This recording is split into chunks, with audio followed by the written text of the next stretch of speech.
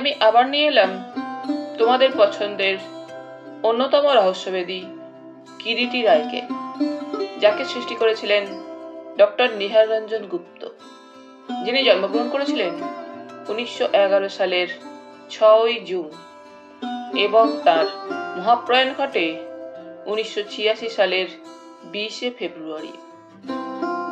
আজ আমি গল্পটি সংগ্রহ করেছি কিরিটি অমনিবাস দ্বাদশ খণ্ড থেকে, যে বইটি প্রকাশনার দায়িত্বে ছিলেন অমর সাহিত্য প্রকাশন। এদের সকলের প্রতি আন্তরিকভাবে কৃতজ্ঞতা নিবেদন করে শুরু করছি আজকের গল্প নিরালা প্রহর। আজ থাকলো দ্বিতীয় পর্ব। মণিশঙ্কর ঘোষালের স্ত্রী ও 4 বছরের শিশুকন্যার নৃশংস হত্যাকাণ্ড সংঘটিত হয়েছে। সেখানকার তদন্ত সেরে ইন্সপেক্টর সুদর্শন মল্লিক যখন বাড়ি ফিরলেন, তখন সেখানে কিরিটি রায় উপস্থিত। তারপর আসল ব্যাপারটা কি জানো ভাইয়া, প্রত্যেক মানুষের ভিতরেই পশুবৃত্তি থাকে। ভালোবাসা, স্নেহ, মমতা এই পশুবৃত্তিটাকে একটা পোশাক পরিয়ে চাপা দিয়ে রাখে, কিন্তু সবসময় তা সম্ভব হয় না। আর যখন সম্ভব হয় না, তখনই তার শিক্ষা, কৃষ্টি, রুচি সরে গিয়ে তার মুখোশটা হঠাৎ খুলে যায়। ভিতরের পশুটা বের হয়ে আসে, নখদন্ত বিস্তার করে, কুটিল, হিংস্র হয়ে। আমরা চমকে উঠি তখন। কিন্তু সেটা যে মনুষ্য চরিত্রের আলোর অন্য দিক, যে স্বাভাবিক অন্ধকার, সেটা ভুলে যাই। সাবিত্রী ওই সময় 2 কাপ চা নিয়ে এসে ঘরে ঢুকল। চায়ের কাপটা তুলে নিয়ে চুমুক দিতে দিতে সুদর্শন বলে,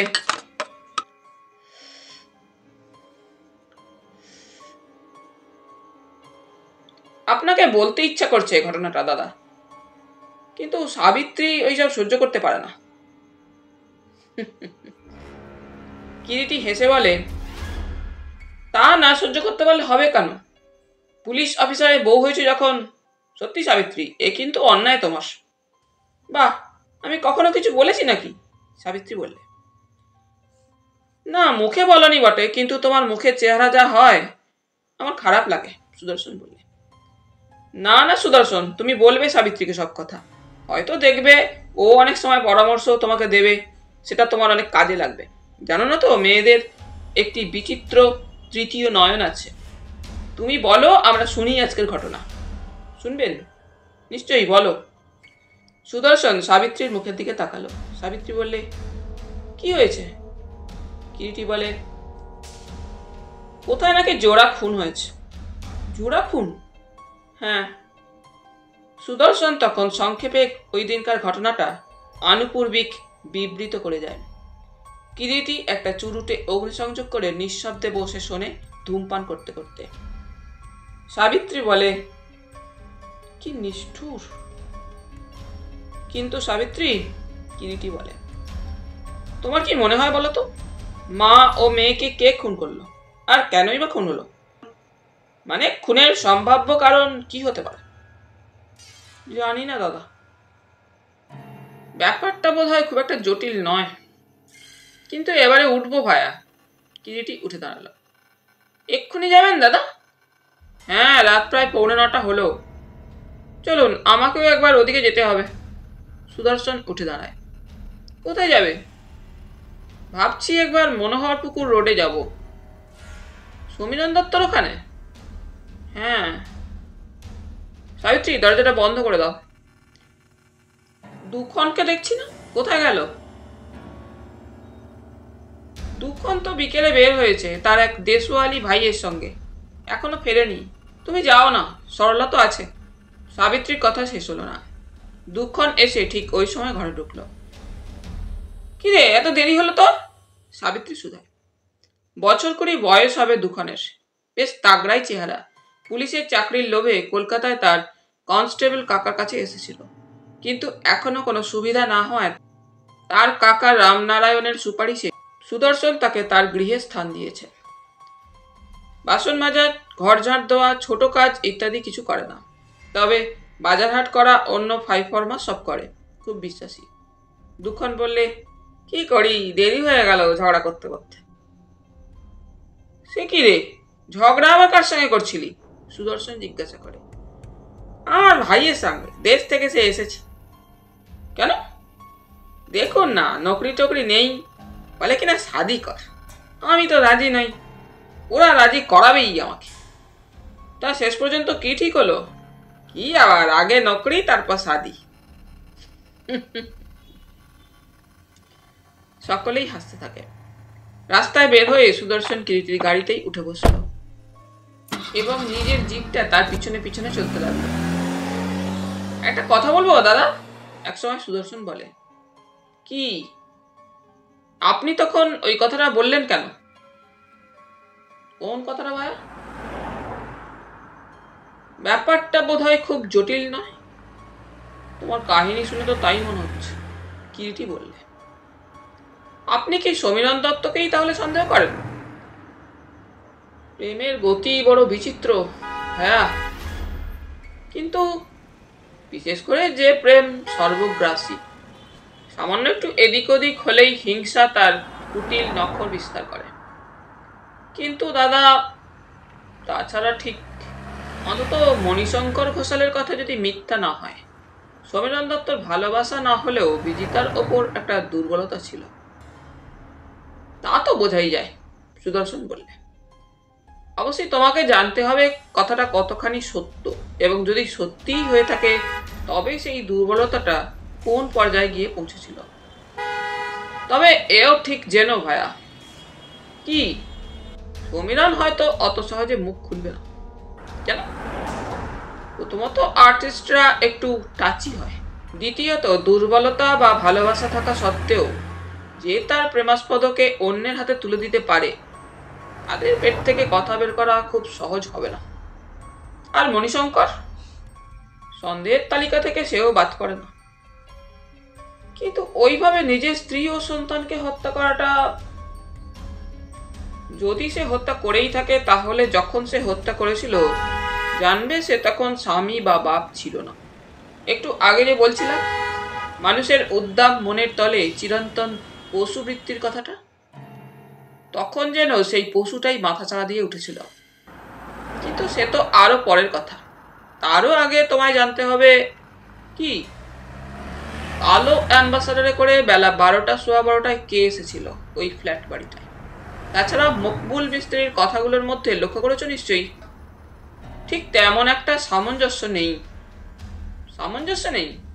হ্যাঁ, সে কি বলেনি কালো অ্যাম্বাসাডার থেকে নামতে দেখেছে হাতে সুটকেস একজন ধুতি পাঞ্জাবি পরা ভদ্রলোককে, যিনি গাড়িটা ওইখানে রেখে ওই ফ্ল্যাট বাড়িতে ঢোকেন।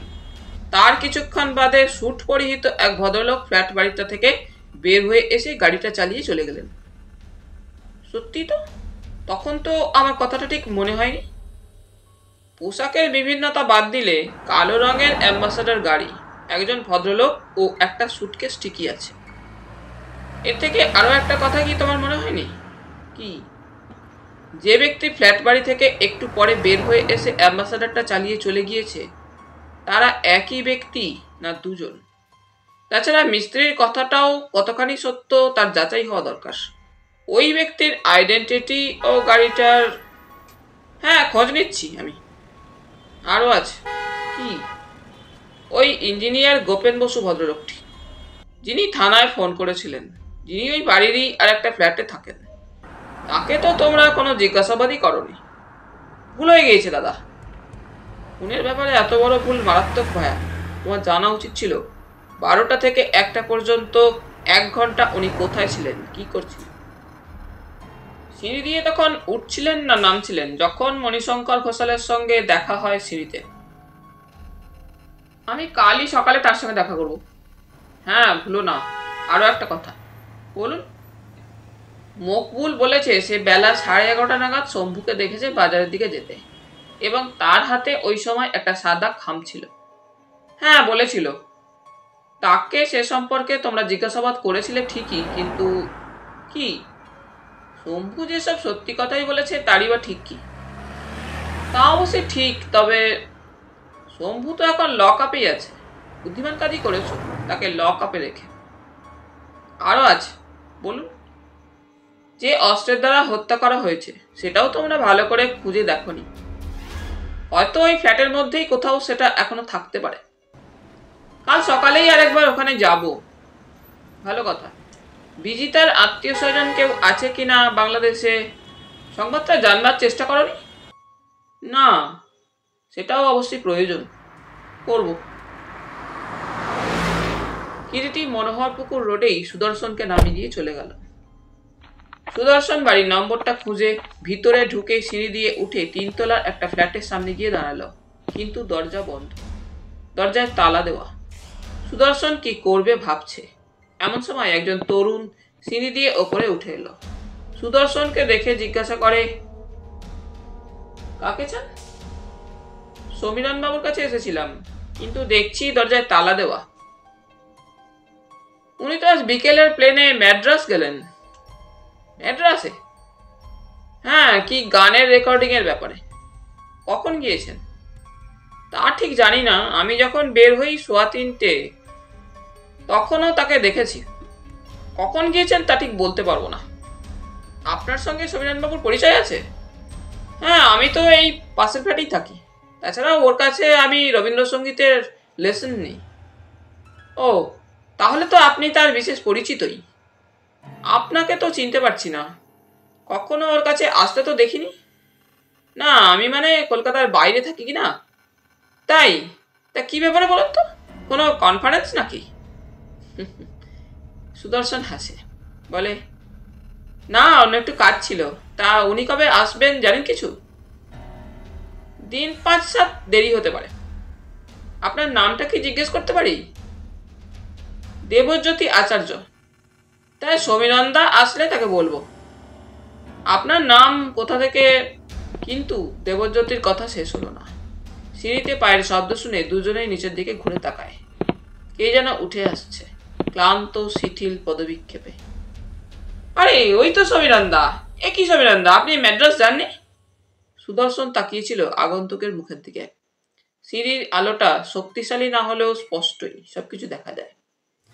বছর 33-34 হবে সমীরণ দত্তর বয়স। রোগা লম্বা এবং যাকে বলে রীতিমতো সুশ্রী চেহারা সমীরণ দত্তর। ধুতি পাঞ্জাবি, মাথার চুল তৈলহীন রুক্ষ এবং কিছুটা এলোমেলো। তীক্ষ্ণ নাসা, সুন্দর দুটি চক্ষু, চোখের চশমা। তার হাতে কালো রঙের একটা সুটকেস মাঝারি সাইজের। দেবজ্যোতির সঙ্গে সম্পূর্ণ অপরিচিত সুদর্শনকে দেখে সমীরণ দত্ত হঠাৎ যেন থমকে সিঁড়ির ওঠার পথেই একটা ধাপের উপর দাঁড়িয়ে পড়েছিল। দেবজ্যোতি বললে, আমি তো ভেবেছিলাম এতক্ষণে আপনি ম্যাড্রাস পৌঁছে গেছেন প্লেনে। এই যে এই ভদ্রলোক আপনাকে খুঁজছিলেন। পাশেই দণ্ডায়মান সুদর্শনকে দেখিয়ে দিল দেবজ্যোতি। সমীরণের দিক থেকে কিন্তু কোনো সাড়া এলো না। সে যেন কেমন বোবার মতো দাঁড়িয়ে আছে তখন।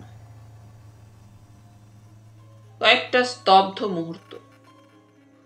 সমীরণ তাকিয়ে আছে সুদর্শনের মুখের দিকে, আর সুদর্শন তাকিয়ে আছে সমীরণের মুখের দিকে। দুজনে যেন দুজনের সমস্ত দৃষ্টি দিয়ে পরস্পরকে যাচাই করছে। দেবজ্যোতি কিন্তু দাঁড়িয়েছিল না। তার কথাটা শেষ করেই সে তাদের ফ্ল্যাটে ঢুকে গিয়েছিল।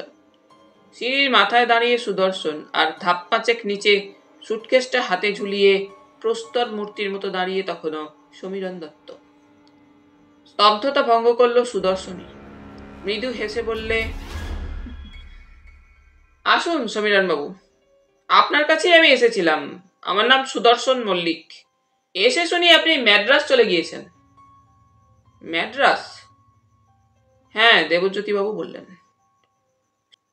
সমীরণ দত্ত উঠতে শুরু করেছে তখন সিঁড়ি দিয়ে আবার। সিঁড়িগুলি অতিক্রম করে উপরে এসে মুখোমুখি হয়ে বলে, দেবজ্যোতি ভুল করেছে। ভুল? হ্যাঁ, আমার বোম্বাই যাওয়ার কথা ছিল, ম্যাড্রাস নয়। তা গেলেন না? সুটকেসটা এক পাশে নামিয়ে রেখে পকেট থেকে চাবি বের করে দরজার তালাটা খুলতে খুলতে সমীরণ বললে, না, প্লেনটা মিস করলাম। আসুন। সমীরণের আহ্বানে সুদর্শন ঘরের মধ্যে পা দিল। ঘরটা অন্ধকার ছিল। সমীরণ সুইচ টিপে ঘরের আলোটা জ্বেলে দিল। ঘরটা আকারে বেশ বড়ই। মেঝেতে যদিও কার্পেট পাতা, কিন্তু কার্পেটে যে অনেকদিন ঝাঁটা পড়েনি সেটা বুঝতে কষ্ট হয় না। একদিকে একটি হারমোনিয়াম, তার পাশে পায়া তবলা, এক পাশে স্বরলিপির বই, গানের বই, খাতা, পেন্সিল, পানের ডিবে, পিকদানি, অ্যাস্ট্রে, রেকর্ড সব ছত্রাকার হয়ে পড়ে আছে। ঘরের দেওয়াল ঘেঁষে কয়েকটি সোফা, তার পাশে একটা ভাসে কিছু শুকনো গোলাপ। দেয়ালে বড় বড় সব গাইয়েদের ফটো, মধ্যিখানে রবীন্দ্রনাথের ছবি। সবকিছুর মধ্যেই যেন একটা অযত্ন, এলোমেলো বিশৃঙ্খলতা। সমীরণ দত্ত সুদর্শনকে বললে, বসুন। কথাটা বলে মধ্যবর্তী একটা দরজা ঠেলে পাশের ঘরে গিয়ে ঢুকলো এবং পরে সুটকেসটা সেই ঘরে রেখে বের হয়ে এলো আবার। আপনি বললেন আপনার নাম সুদর্শন মল্লিক। আপনাকে তো আমি চিনতে পারলাম না। আমার কাছে কি কিছু প্রয়োজন ছিল? হ্যাঁ, বসুন না। সমীরণ কিন্তু বসলো না। সুদর্শনের মনে হচ্ছিল সমীরণ দত্ত যেন তাকে দেখা অবধি একটু বিব্রতই বোধ করছে, কেমন একটু যেন অস্থির, চঞ্চল। বসুন সমীরণ বাবু। সমীরণ বসলো পাশের সোফায়। সমীরণ বাবু, আপনাকে আমার আসল পরিচয়টা ও আসার উদ্দেশ্যটা বলছি। সমীরণ চেয়ে আছে সুদর্শনের দিকে। আমি স্পেশাল ব্রাঞ্চ থেকে আসছি। কেন? আপনাকে আমার কিছু প্রশ্ন করার আছে। প্রশ্ন? হ্যাঁ, আপনি বিজিতা ঘোষালকে চিনতেন? হঠাৎ যেন নামটা শুনে সুদর্শনের মনে হলো সমীরণ কেমন একটু চমকে উঠল। আপনি তাকে চিনতেন মানে অনেকদিন, তার বিবাহের আগে থেকেই, তাই না? হ্যাঁ। আপনি বোধহয় একটা সংবাদ এখনো পাননি। কি সংবাদ? সমীরণ যেন অতি কষ্টে কথাটা উচ্চারণ করল। আজ দুপুরে তাকে এবং তার কন্যা রুনুকে সিআইটির ফ্ল্যাটে মৃত অবস্থায় পাওয়া গেছে। সে কি? কে বললে? মৃত বললেই সবটুকু বলা হবে না।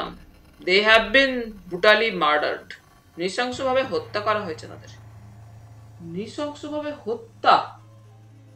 হ্যাঁ, আর সেই ব্যাপারেই কয়েকটা প্রশ্ন করতে এসেছি আপনার কাছে। আপনি তো ওদের দুজনেরই বন্ধু ছিলেন। ওদের দুজনকেই ভালো করে জানবার ও চিনবার সুযোগ হয়েছিল আপনার, তাই।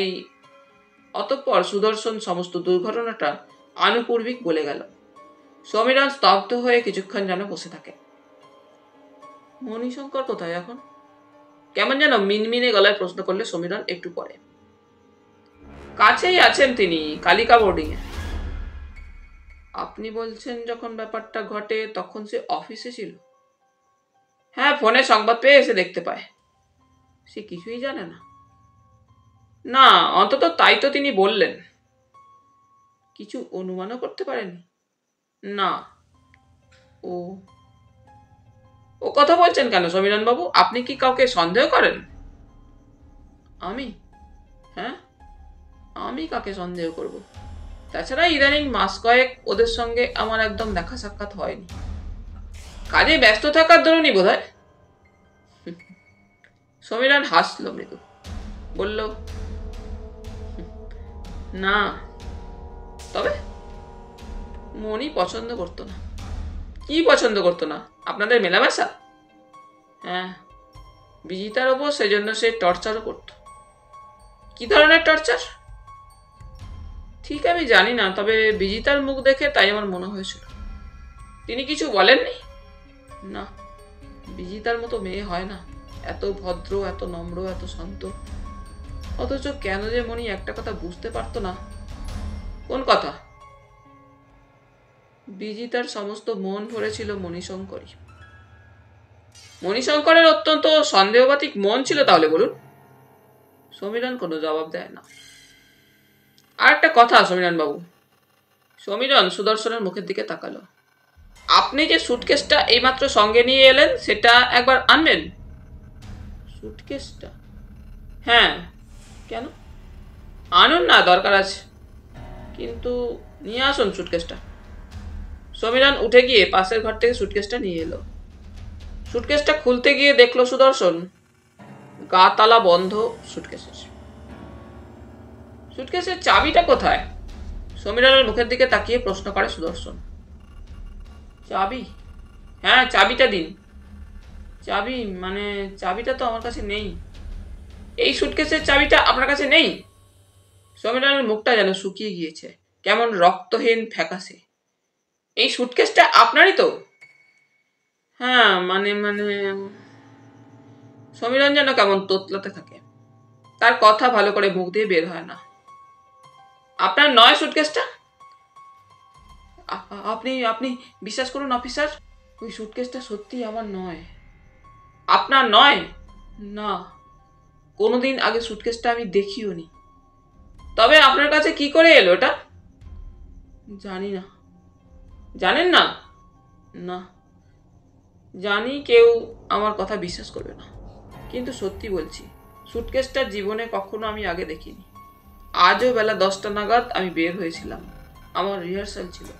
বেলা 2টো নাগাদ ফিরে আসি, কারণ বিকেলের ট্রেনে আমার বোম্বাই যাওয়ার কথা। বলুন, থামলেন কেন? তারপর? কপালে সমীরণের বিন্দু বিন্দু ঘাম জমে উঠেছে, ঠোঁট দুটো কেমন যেন কাঁপছে। সমীরণ একটা ঢোক গিলে বলতে থাকে আবার,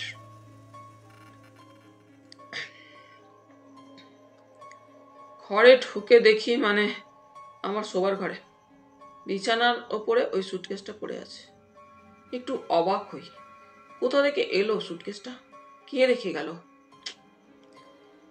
সুটকেসটা তো আমার নয়। সুটকেসটা খোলবার চেষ্টা করলাম, কিন্তু দেখি তালা লাগানো।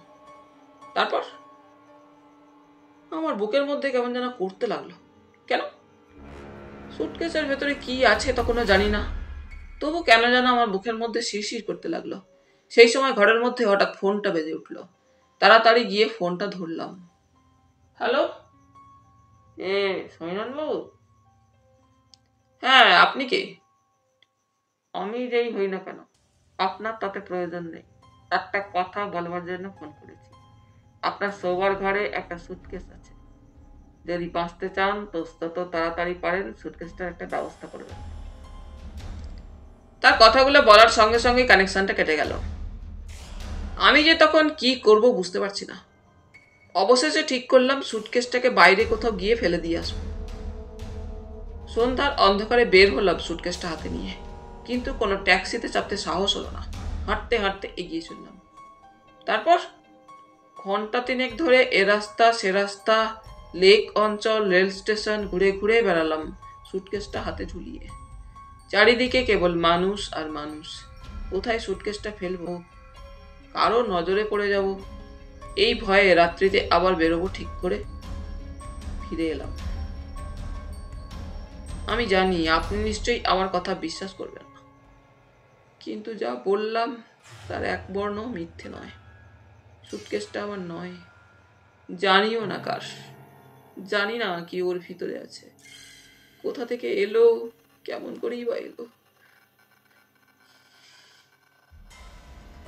বলতে বলতে সমীরণের গলার স্বরটা যেন বুঝে এলো। আপনি যখন বাড়ি থেকে 10টা নাগাদ বের হয়েছিলেন তখন দরজায় তালা দিয়ে যাননি? সুদর্শন জিজ্ঞাসা করে। গিয়েছিলাম। ফিরে এসে দরজায় তালা দেওয়াই আছে দেখেছিলেন? হ্যাঁ। গডরেজের লক? না, সাধারণ একটা দেশি গা তালা। তাহলেও তালাটা ভালো জাতের। তবে যদি কেউ এসেই থাকে তবে সে খুললো কি করে? জানি না। আপনার কোনো চাকর বাকর দেখছি না, নেই নাকি? চাকরটা মাসখানেক হলো ছুটি নিয়ে দেশে গিয়েছে। একটা ঠিকে ঝি সব করে দিয়ে যায়। রান্না বান্না যা হোক কিছু ফুটিয়ে নি, একা মানুষ। বিয়ে থা করেননি? না। মা বাপ ভাই বোন কেউ নেই? সবাই আছে। কোথায় থাকেন তারা? এই কলকাতাতেই। তবে কেউ আমার সঙ্গে সম্পর্ক রাখেনি। কেন? ভালোভাবে ইকোনমিক্সে MA পাস করেও কোনো চাকরি বাকরি করলাম না, গান বাজনা নিয়েই আছি বাবার সঙ্গে, তাই মতবিরোধ হতে লাগলো সর্বক্ষণ। বাড়ি ছেড়ে তাই চলে এলাম। কবে? তা বছর 5 হবে। বছর 5 এই বাসাতেই আছেন? হ্যাঁ। কিছু মনে করবেন না, আপনার ইনকাম কিরকম? যা পাই আমার তাতে ভালোভাবেই চলে যায়। উদ্বৃত্তও থাকে না, অভাবও নেই।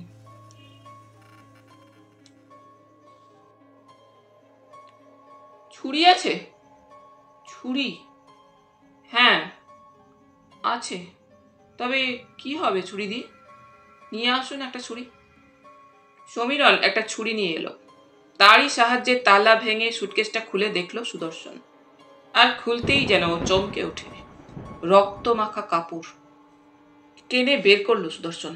একটা রক্তমাখা ধুতি, পাঞ্জাবি, গেঞ্জি, আর কাপড়ের মধ্যে চড়ানো ছিল একটা ধারালো বড় ছোরা।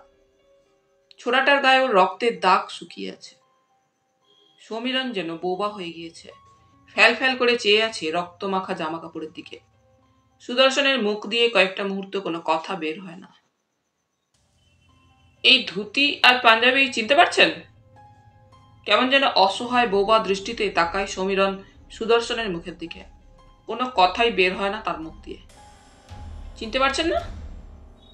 না তো। আপনার ধুতি পাঞ্জাবি কোথায় থাকে? ওই যে আলমারির মধ্যে। হাত তুলে ঘরের মধ্যে একটা আলমারি দেখিয়ে দেয় সমীরণ। আলমারিতে চাবি দেওয়া থাকে না?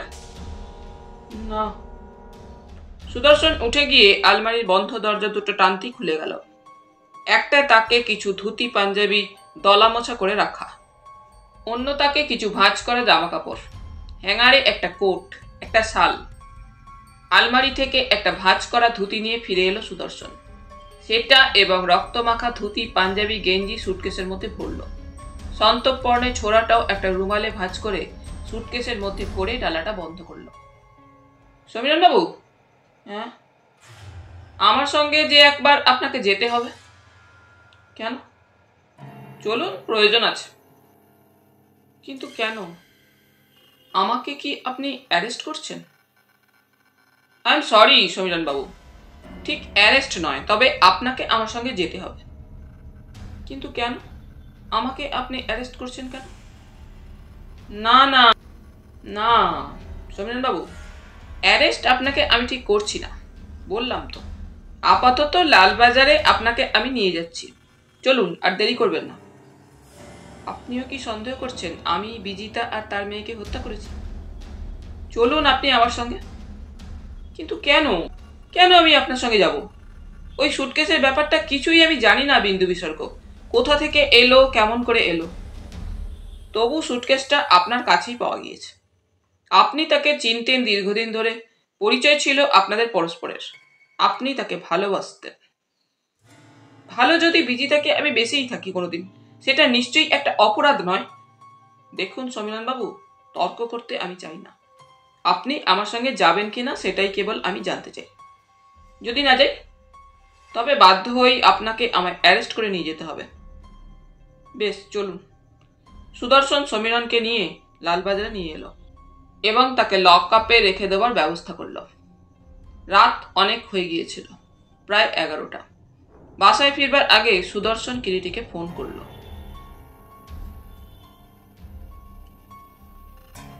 কে? দাদা, আমি সুদর্শন। কি ব্যাপার এত রাত্রে? সেই সুটকেসটা পাওয়া গিয়েছে দাদা। পেয়েছো? হ্যাঁ, তার মধ্যে রক্তমাখা ধুতি, পাঞ্জাবি, গেঞ্জি আর একটা ছোড়া পাওয়া গিয়েছে। কোথায় পেলে? সমীরণ দত্তর কাছে। সমীরণকে অ্যারেস্ট করেছো? নিশ্চয়ই। কি বললে সে? সংক্ষেপে সুদর্শন ঘটনাটা বলে গেল কিরিটিকে ফোনে। সব শুনে কিরিটি বলল, একটা কথা সুদর্শন। বলুন দাদা। মণিশঙ্করের ফ্ল্যাটে পুলিশ প্রহরা রেখেছো তো? রেখেছি। কাল একবার ভোরেই গোপেন বাবুর ওখানে যেও। যাব, কিন্তু গোপেন বাবুর এভিডেন্সটা কি খুব প্রয়োজনীয় দাদা? নিঃসন্দেহে। হয়তো তিনি তোমার বর্তমান হত্যা রহস্যের ব্যাপারে আলোক সম্পাদ করতে পারেন। কিন্তু আমার মনে হচ্ছে দাদা, সমীরণ দত্তকে যখন হাতের মুঠোর মধ্যে পেয়েছি, হত্যা রহস্যের কিনারা আমরা সহজেই করতে পারবো। তা হয়তো পারবে, কিন্তু তবু গোপেনবাবু কিছু জানেন কিনা জানা একান্তই প্রয়োজন। কিন্তু আর রাত করো না, এবার বাড়ি যাও। সাবিত্রী হয়তো তোমার জন্য বসে আছে। Good night. কিরিটি অন্য প্রান্তে ফোনটা রেখে দিল। সত্যি সাবিত্রী জেগে বসেছিল সুদর্শনের জন্য। রাত তখন প্রায় 11:45। কলিং বেল টিপতেই সাবিত্রী এসে দরজা খুলে দিল। এত রাত হলো যে? খেয়েছো? না। কেন খেয়ে নিলে না? অতদিন বলেছি রাত হলে আমার জন্য বসে থেকো না। সাবিত্রী মৃদু হাসে। হাসলে যে? সুদর্শন জিজ্ঞাসা করে। হাত মুখ ধুয়ে নাও। এত রাত্রে নিশ্চয়ই স্নান করবে না? স্নান না করলে আমার ঘুমই হবে না। চটপট স্নান সেরে নিচ্ছি আমি। জানো সাবি, কি কেসটার আরো ডেভেলপমেন্ট হয়েছে। খেতে খেতে তোমাকে সব বলবো। তুমি খাবার রেডি করো, আমি আসছি। খাবারের টেবিলে বসে খেতে খেতে সুদর্শন সব বলে গেল। কি তোমার মনে হয় সাবি? কিসের কি? ওই সমীরণ দত্ত নিশ্চয়ই খুন করেছে। আমার কিন্তু তা মনে হয় না। কেন? কি জানি, আমার মন যেন বলছে সমীরণ দত্ত বিজিতাকে খুন করেনি। কিন্তু কেন? কেন তোমার ও কথা মনে হচ্ছে? জানি না, তবে মনে হচ্ছে। তুমি একেবারে ছেলে মানুষ। সাবিত্রী সে কথার জবাব না দিয়ে বলল, জানো ছোটদা এসেছিল আজ। অমলেন্দু বাবু? হ্যাঁ। তোমার মা বাবা কেমন আছেন? বাবার শরীরটা খুব খারাপ। যাও না, ওখানে গিয়ে কিছুদিন থেকে এসো। না। না কেন? আমার লজ্জা করে। লজ্জা কিসের তোমার? যা ঘটেছিল তার জন্য তো তুমি দায়ী নও। হলোই বা মাধবী তোমার বোন। সে আমার বোন বলেই তো যেতে পারি না। তবে না হয় তোমার মা বাবাকে এখানে এনে কিছুদিন রাখো। বাবা আসবেন না কেন? সে তুমি বুঝবে না। খাওয়া শেষ হয়ে গিয়েছিল। সুদর্শন টেবিল ছেড়ে উঠে পড়ল। সাবিত্রী যখন শুতে এলো, সুদর্শন নাক ডাকাচ্ছে।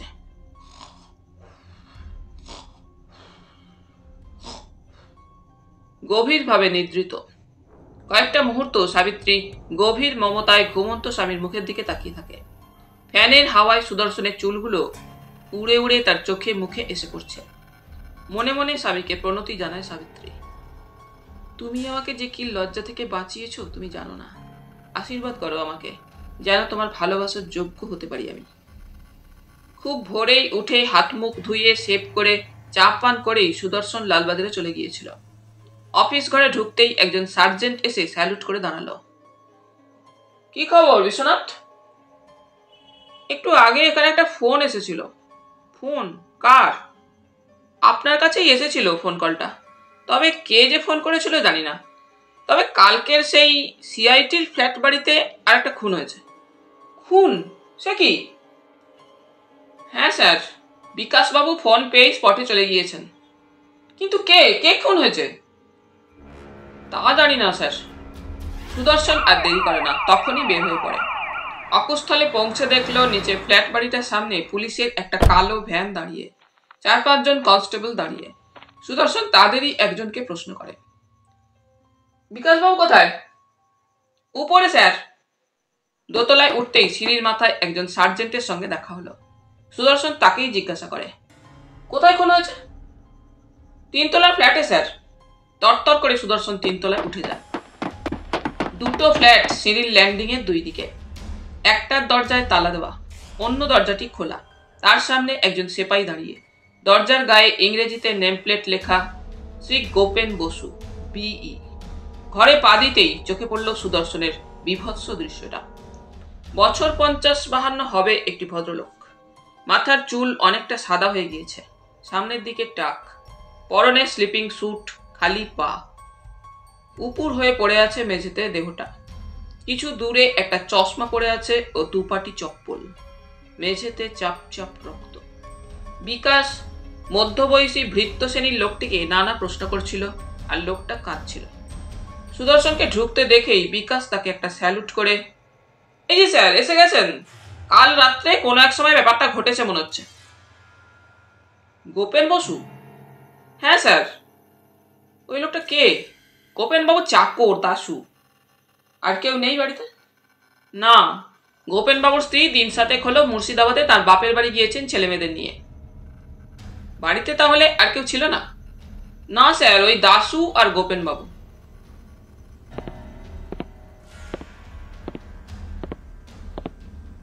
সুদর্শন মৃতদেহের দিকে এগিয়ে গেল। নিচু হয়ে বসে মৃতদেহের সামনেটা উল্টে দিল সুদর্শন। বুকে ও পেটের ক্ষতস্থান দুটো চোখে পড়ল। পেটের খানিকটা ইন্টেস্টিন বের হয়ে এসেছে। দুহাতের পাতায় রক্ত শুকিয়ে আছে। বুকের ক্ষতটা প্রায় 2 ইঞ্চি চওড়া। চোখে মুখে অসহ্য একটা বিস্ময় ও যন্ত্রণার চিহ্ন তখনও যেন স্পষ্ট। সুদর্শনের বুঝতে কষ্ট হয় না প্রথমে হয়তো পেটে কোনো তীক্ষ্ণধার অস্ত্রের সাহায্যে আঘাত করা হয়েছিল, তারপর বক্ষস্থলে দ্বিতীয় আঘাত করা হয়েছে, মোক্ষম 2টি আঘাত, হয়তো কিছুক্ষণের মধ্যে মৃত্যু হয়েছে। ভদ্রলোক চেঁচাবার বা লোক ডাকবারও সময় পাননি। ঘরের ঠিক দরজার সামনেই অনেকটা রক্ত কালো হয়ে জমাট বেঁধে আছে। হয়তো ভদ্রলোক ঘুমোচ্ছিলেন বা ঘুমোবার জন্য প্রস্তুত হচ্ছিলেন। ওই সময় আততায়ী এসে দরজায় ধাক্কা দেয়। ভদ্রলোক দরজার গায়ে ধাক্কা শুনে এগিয়ে গিয়ে দরজা খুলে দিতেই আততায়ী সঙ্গে সঙ্গে তাকে অতর্কিতে প্রথমে তার পেটে আঘাত করে, তারপর বুকে। দেহে রাইগার মর্টিস সেট ইন করেছে। ঘন্টা 6-7 আগেই হয়তো মৃত্যু হয়েছে। নিষ্ঠুর, নৃশংস, বিভৎস হত্যা। মাত্র কয়েক ঘন্টার ব্যবধানে পরপর 3টি বিভৎস হত্যা একই বাড়ির 2 ফ্ল্যাটে, উপরের ও নিচের ফ্ল্যাটে। হত্যা পদ্ধতিও এক, কোনো ধারালো তীক্ষ্ণ অস্ত্রের সাহায্যে। হঠাৎ মনে পড়ে সুদর্শনের, পূর্বে যে অস্ত্রের সাহায্যে হত্যা করা হয়েছে তা পাওয়া গিয়েছে, কিন্তু এবারে যে অস্ত্রের সাহায্যে হত্যা করা হয়েছে সেটি কোথায়? সুদর্শন আবার উঠে দাঁড়ালো। ঠিক দোতলার ফ্ল্যাটের মতোই উপরের তলার ওই ফ্ল্যাটটিতেও ব্যবস্থা, তবে 4টি ঘর এবং 2টি বেডরুম। প্রত্যেক ঘরেই দামি দামি আসবাব। একটি শোবার ঘরে পাশাপাশি 2টি শয্যা। একটি রাত্রে ব্যবহৃত হয়েছে বলে মনে হয় না। সেই ঘরে একটি গডরেজের আলমারি, তার পাশে একটি দামি ড্রেসিং টেবিল। সেই ঘরটি একেবারে কোণের ঘর। তার আগের ঘরে একটি সিঙ্গল বেডে শয্যা। যে শয্যাটি দেখলেই বোঝা যায় রাত্রে শয্যাটি ব্যবহৃত হয়েছে। ওই ঘরটি বসবার ঘরের ঠিক পরের ঘর। শেষোক্ত ঘরের মধ্যে একটি বুক সেলফ, পাশে ইংরেজি ও বাংলা বই সাজানো।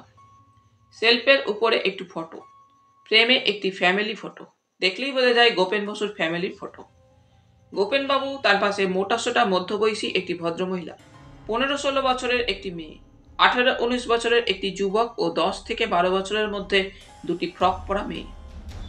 ব্যবহৃত শয্যার পাশে ছোট্ট একটি ত্রিপয়ের উপর একটি টেবিল ক্লক, 1 প্যাকেট সিগারেট, একটা ম্যাচ ও ছাই ভর্তি একটি কাচের অ্যাস্ট্রে ও একটা টেবিল ল্যাম্প। ল্যাম্পটা তখনও জ্বলছিল। বোতাম টিপে টেবিল ল্যাম্পটা নিভিয়ে দিল সুদর্শন। ঘরের দক্ষিণ কোণে একটি মাঝারি সাইজের রাইটিং টেবিল, কিছু ফাইলপত্র, একটা ঝর্ণা কলম আর একটা চাবির রিং। রিংয়ের মধ্যে 1 গোছা চাবি। টেবিলটার পাশেই একটা স্টিলের আলমারি। রাইটিং টেবিলের ড্রয়ারগুলো ও আলমারিটা সেই রিংয়ের চাবির সাহায্যে একে একে খুলে ফেলল সুদর্শন। একটা ড্রয়ারের মধ্যে একটা কালো মোটামতো ডায়েরি পাওয়া গেল। ডায়েরির পাতায় সব হিসাবপত্র, সংসার ও অন্যান্য জমা খরচের হিসাব। কিছু ঠিকানাও লেখা আছে। সেই ঠিকানার মধ্যেই গোপেন বসু শ্বশুর মশাইয়ের মুর্শিদাবাদের ঠিকানা পাওয়া গেল। একটি চামড়ার পার্সও পাওয়া গেল। 1 গোছা নোট পার্সটার মধ্যে। গুনে দেখলো সুদর্শন প্রায় 900 টাকা। ড্রয়ার বন্ধ করে আলমারিটা দেখতে লাগলো চাবি দিয়ে খুলে সুদর্শন। হ্যাঙ্গারে কিছু স্যুট, গোটা কতক টাই, রুমাল ও ভাঁজ করা ধুতি ও স্লিপিং স্যুট। আলমারির ড্রয়ারে কিছু প্ল্যানের ব্লু প্রিন্টও পাওয়া গেল। আলমারিটা দেখা হয়ে গেলে সেটা চাবি দিয়ে দিল সুদর্শন। পাশের ঘরে গিয়ে গডরেজের আলমারিটা খুলবার চেষ্টা করলো, কিন্তু খুলতে পারল না। চাবি রিংয়ের মধ্যে ওই আলমারির চাবি নেই। আবার বসবার ঘরে ফিরে এলো সুদর্শন। বিকাশ তখন একজন ভদ্রলোককে নানা প্রশ্ন করছিলেন। ভদ্রলোকটির বেশ পেশিবহুল চেহারা, গায়ের রং কালো হলেও সুশ্রী। চোখ মুখের গড়ন ও 2 চোখের দৃষ্টিতে বেশ একটা বুদ্ধির দীপ্তি আছে। পরনের দামি স্যুট, হাতে জ্বলন্ত একটা সিগারেট ধরা। অল্প দূরে ম্লান বিষণ্ণ মুখে দাশু দাঁড়িয়ে। ইনি কে বিকাশ? মিস্টার স্বামীনাথন। ইনি ওই যে পাশের ফ্ল্যাটে থাকেন, তাই নাকি? তা একটু আগে দেখছিলাম দরজায় তালা দেওয়া, সুদর্শন বললে।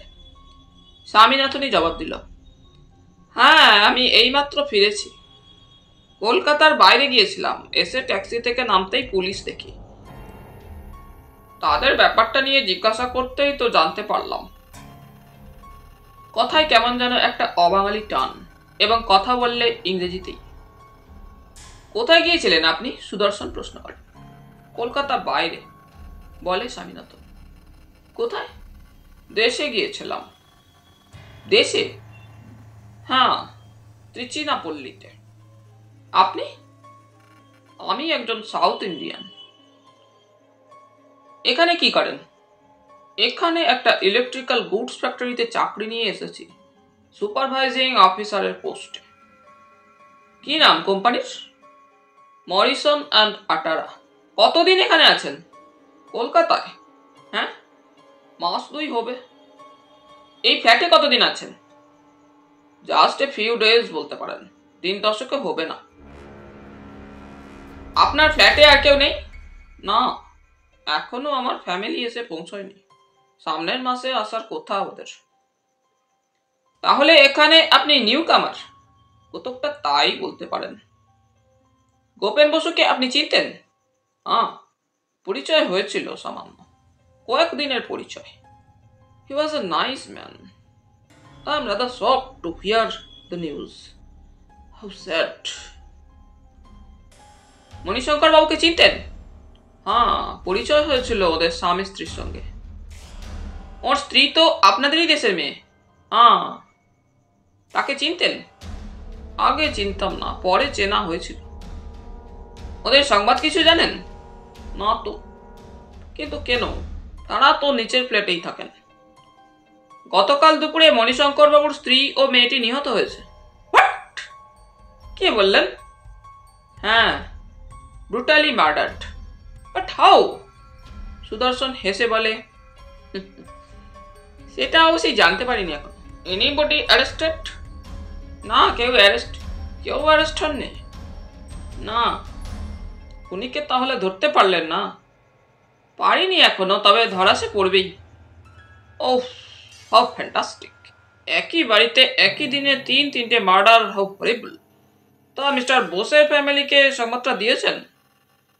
দেওয়া হবে বই কি। Could I inform them? না, পুলিশই দেবে ইনফরমেশন।